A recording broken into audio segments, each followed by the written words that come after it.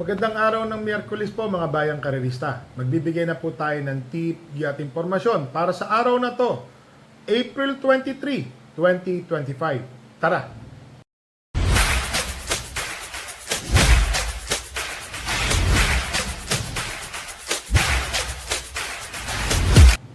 So mga bayang karerista, ngayong araw ng Miyerkules, pakita ko lang po ang ating kopya. May mga makakapal na lineup at medyo pagkamahirap. Ito po mga bayang karerista. Ang ating kopya. Magsisimula po ang karera sa ganap na alas 5 ng hapon. Race number 1, 3-year-old and above maiden race placers. Yung mga nating timbang o yung mga bagong dating po. Sabihin, galing po ng barrier o nabatos. Yan po. Distance 1,400 meters, 10 runners. First choice entry number 1, Super Dancer. Nasigundo na po ito. Kada takbo po medyo nag-i-improve po. Dati hong magaling na kabayo po ito ha, Super Dancer. Ngayon po, ang laki po ng improvement niya. Balita po natin, yung pagkakasigundo, parang 3 segundo, 3 seconds po ang in-improve niya. Mainam na kabayo po. Para sa akin po, malaki po ang panalo. Super Dancer, first choice. Second choice, entry number 2, M Butterfly. Kung mapapansin nyo, may tulin na po ito eh. Nandoon na, nakakapit na nakakapit.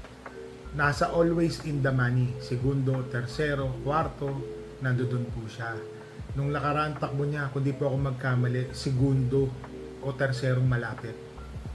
Para sa akin po mga bayang karerista ha, malaki po ang panalo ni M Butterfly.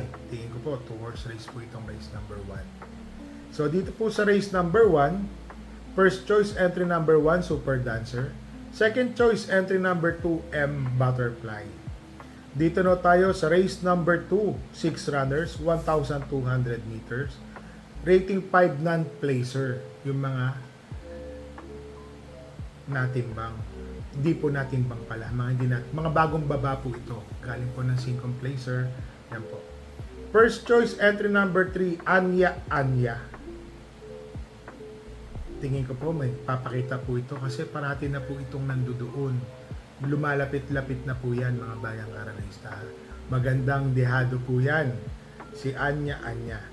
Second choice entry number 1, Buena Bell. Ito pong si Buena Bell, alam ko nanalo na ho ito eh. Natalo niya na yung karamihan dito. Yun lang ho, medyo may kaya po ako gumaganto sa starting gate. May pagka malikot o may pagka frisky sa starting gate siyang kabayan na yan. Tingin ko pag ito naman lumundag ng maganda or wag may iwan sa salida, mananalo po ito. Naglagay po ako ng third choice, entry number 5, One for the Road.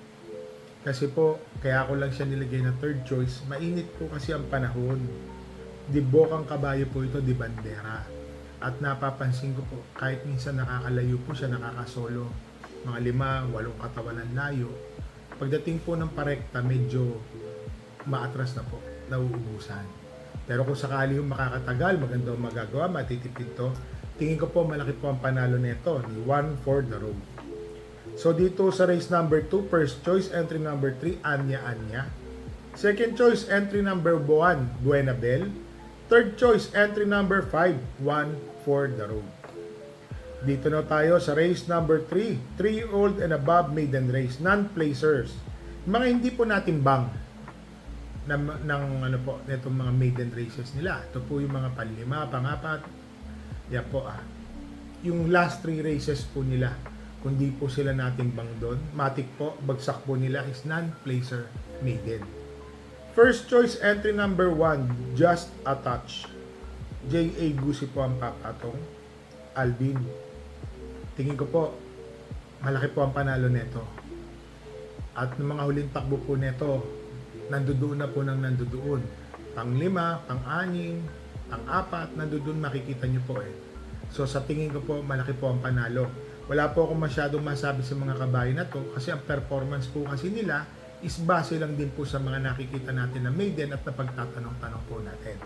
Siya po ang aking first choice. Second choice ko po dito ay entry number 4, Queen Bell, Love Galieta. May balitang matuling kabayo po ito. Wag lang po magiging malikot sa starting gate. May panalo po. Balit-balita pa lang naman natin yan. So dito po sa race number 3, first choice entry number 1, Just a Touch. Second choice entry number 4, Queen Bell. Dito na tayo sa race number 4, rating 11 to 15 split, 1,200 meters, 8 runners. First choice ko po dito, entry number 1, Lucky Nono. Malaking kabayo po si Lucky Nono. Tingin ko po sa mixing distansyang ganito, mas binibigyan ko po siya ng panalo. Kasi yung iba po maghahabulan agad sa unahan. Kaya po ako nag-Lucky Nono. Yun po ang talagang rason. Second choice ko po dito ay matuling kabayo. Entry number 4, Don Pedro. Nung nakaraan po, maganda po ang pinakita nito. Nanalo po dun si kabayo po ni Boss Peter Aguila. Bukawi River Town. Siya rin po yung nakipaghabulan dun kay Bukawi River Town. Tingin po, malaki din po ang panalo nito. Kaya ako lang mo siya kasi nilagay na second choice. May matulin po kasi dito na isa, si Super Tatiana. Baka maghabulan po sila na maghabulan sa unahan. Mau-open up po sa mga deremate. Naglagay po ako ng third choice. Entry number 7, Fast Sailing. Alam ko si Fast Sailing, meron po itong 1.13.5 hanggang 1.14. Same distance. Kung mauulit lang po niya yon, malaki po ang panalo. O may panalo po ito, si Fast Sailing. So dito sa race number 4, first choice entry number 1, Lucky Nono. Second choice entry number 4, Don Pedro. Third choice entry number 7, Fast Sailing. Dito na tayo sa race number 5, 9 runners, 1,400 meters, rating 11 to 15 split. First choice entry number 4, Namayan. Nabababaan po ako sa laban ni Namayan. EA Abrea po ang papatong. Kung ito po makakalundag ng maganda at makakasabay po agad, tingin ko po, ito po ang makakalaban ng mga payayamado rito. Para sa akin po, mababa na po sa laban si Namayan. Second choice, entry number 8, Lucky Leia. Mark Alvarez po ang papatong. Kung mapapansin nyo po, minsan sumasalida po ng hindi maganda. Kung masusunod lang po ito or masasabay lang po sa salida, tingin ko po, kalaban din po nila to. Malaki po ang panalo, Lucky Leia. So dito po sa race number 5, first choice entry number 4, Namayan. Second choice entry number 8, Lucky Leia. Dito na tayo sa race number 6, rating 16 to 21 split, 1,400 meters, 12 runners. First choice, dehado po ako pasensya na po Entry number 11, Work from Home. Para sa akin po, baka ito po ang makinabang habang naghahabulan po sila sa unahan. Si Work from Home po, isang deremating kabayo. At nananalo din po ito na maiksing karera na meron pong tiyempong 1.13. Para sa akin po, malaki po ang panalo ni Work from Home. Second choice, entry number 4, Ano 96. EA Abrea din po ang papatong. Para sa akin po, alam naman natin, dati pong tumatakbo to. Meron po itong tiyempong 1.26 medya, 1.27. Same distance. Kung magagawa lang po niya yun, tingin ko po, malaki po ang panalo. Third choice, entry number 3, Bad Boy MJ. Napansin ko lang po kasi kay Bad Boy MJ, pag nauuna po agad kasi si Bad Boy MJ, pagdating po ng parekta, medyo nagfa-falter na siya. Kinukulang. Kung maire-rate po na maganda ni Mark Alvarez, tingin ko po, mananalo po ito. So dito po sa race number 6, first choice entry number 11, Work from Home. Second choice entry number 4, Ano 96. Third choice entry number 3, Bad Boy MJ. So dito na tayo sa race number 7, rating 6 to 10 split, 13 runners. First choice entry number 10, Kentucky Rain. May takbo po itong si Kentucky Rain na kundi po segundo na tersero. Yun po ang pinagbabasihan ko. Tapos medyo hindi po maganda yung ginawa ng sumunod. Ngayon po, tingin ko po dito, malaki po ang panalo. Lalo na ang dami po nila. Pag ito po tinawag si Kentucky Rain, alam niyo na, mananalo at mananalo. Naglagay po ako ng second choice. Entry number 5, Yabadabador. YL Bautista. Tingin ko po ito pong si Yabadabador Meron po itong 1.28 nung bagong balik po ito galing po sa bakasyon. Nanalo po ito. Para sa akin po, kung magagawa po niya yun, lalo na rating 9 na po ito. Malaki po ang panalo nito ni Yabadabador. Dihado pa. Third choice, entry number 2, Biglang Buhos. Ito pong si Biglang Buhos, JC De La Cruz ang papatong. Tingin ko po, may panalo po ito. Lalong-lalo na po, itong batang to, matapang to sa diskartihan. So, alam niyo naman, pagka-apprentice ka, ganun po yan. Palakasan lang po ng loob yan. So, dito po sa race number 7, first choice, entry number 10, Kentucky Rain. Second choice, entry number 5, Yabadabador. Third choice, entry number 2, Biglang Buhos.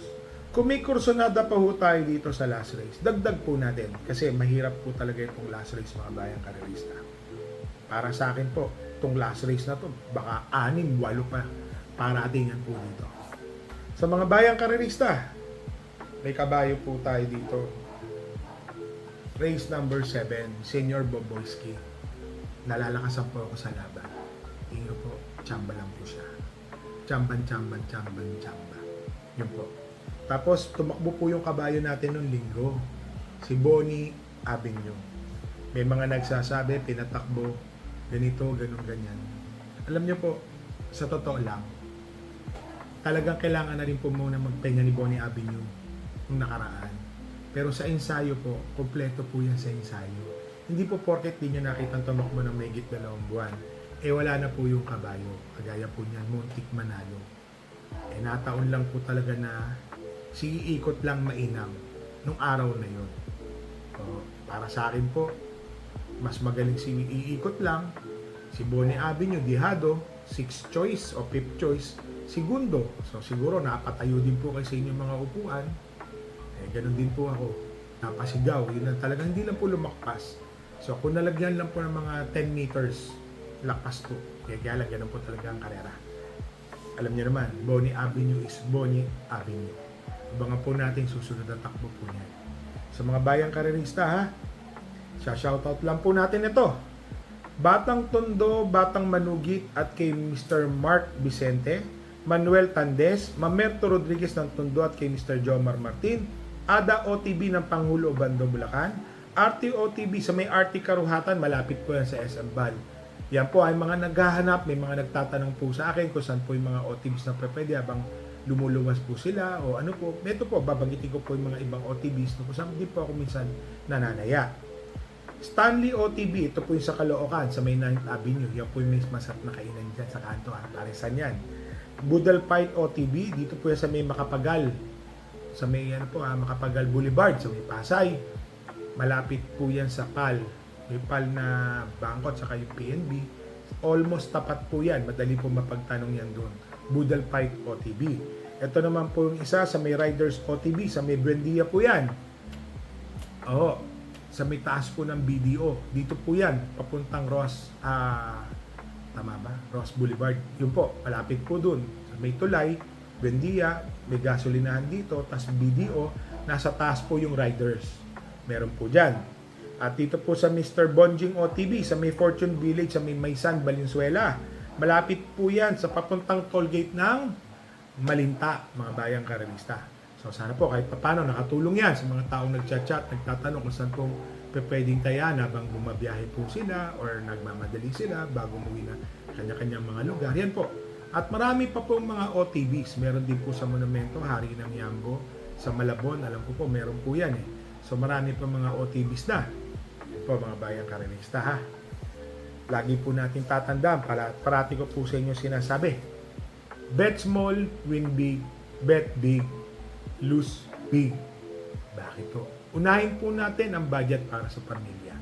Yan po ang pinakamahalaga sa lahat. Papakita ko lang po sa inyo ang ating ulit na kopya. At nandito na rin po sa akin yung kopya para sa Biyernes. Bakit to? Mukhang ang kapal na nagsisitakbo ng Miyerkules at Biyernes. Paano po kaya yung Sabado-Linggo? Iniisip ko po yung balita ko po kasi ang Sunday parang 12 races po eh.